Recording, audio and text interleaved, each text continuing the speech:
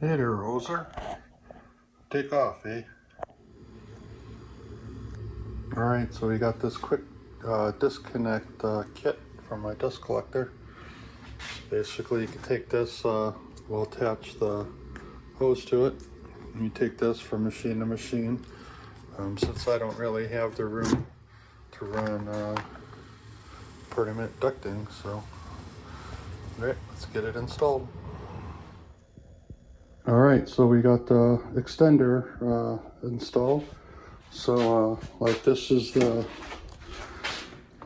that connects to the dust collector, and you take this guy here and you connect it machines as you use it. But on the table saw, the dust part's like way down there, eh? So, you know, if you want to use it, I'm not going to bend down every time to hook it up and then, you know, get up and crawl under there. So we got this little extender guy here, connects right to it. Don't have to bend over anymore. So yeah, that's pretty cool. Nice little coupler there, short run into there, and then into the dust collector. So pretty neat. Got it mounted there.